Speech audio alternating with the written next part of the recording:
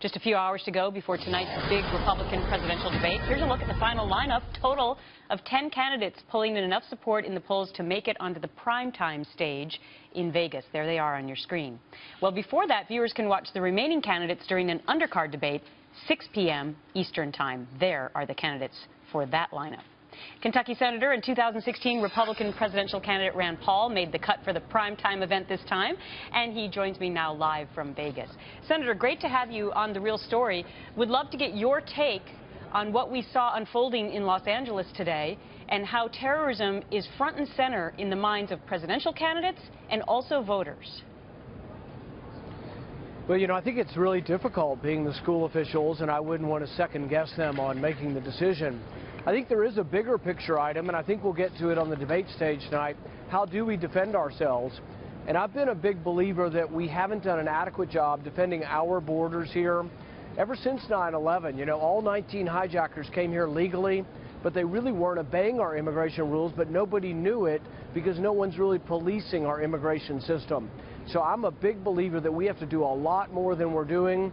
There's some debate over whether or not the woman, the fiancé, who came here on a fiancé visa, whether she was interviewed or she wasn't interviewed, whether it was required or not required. We need more scrutiny on those who come here. Okay, so you're talking about the borders, and there's much work apparently to be done there, but you also have not been a proponent of the NSA being able to track metadata and so forth. You have been against that. So how do your views play into keeping America safe with regard to that part of the equation? I don't think we have to give up our security for a false sense of security. We don't have to give up our liberty for a false sense of security. I think that we can collect more records from terrorists using the Constitution, using warrants, but I don't think we need to collect indiscriminately without a warrant all the records of all Americans. In fact, I think we get overwhelmed with data, and we actually make less wise decisions and don't delve into the data as much as we could if we were targeting terrorists and not innocent Americans. Okay, let's take a look at this new NBC Wall Street Journal poll. The #1 issue now in America for voters, security and terrorism. The top concern, 58% of Republican voters say that's it for them, 26% of Democrats. So do you expect to get a lot of questions tonight, Senator, on your views on terrorism?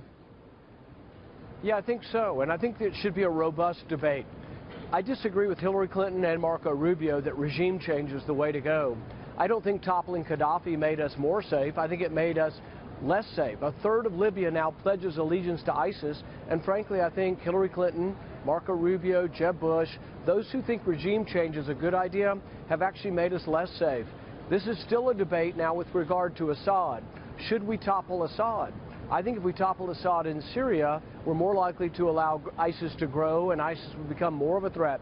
So I think there are valid debates on foreign policy, and I hope we get into that tonight. Okay, what are you going to do about your poll numbers? I know that you're glad to be on the primetime stage, and that will be an effort and an event for you to get your views out there. But I'm looking at the progression of the way you've gone since 2014, 11% support, now down to 2%. Why has that happened, and what do you need to do to increase the numbers? You know, the only poll that ultimately matters is when people vote. The polls are still very fluid. You've seen Ben Carlson drop 20 points in the last couple of weeks. So I think people haven't made up their mind yet. And so we shouldn't make up our mind and predetermine the election. We had a poll in Kentucky right before the governor's race. Everybody said the Democrat would win by 5, but the Republican won by 8. They were all 13 points in the last week. So I think it's a mistake to think that polls are science or that they have any accuracy at all. We should judge campaigns on a lot of different items: polling, money raised, organization. We have a great team in Iowa, and we're going to surprise a lot of people. All right. Senator Rand Paul, we will look forward to hearing from you tonight. Thanks much.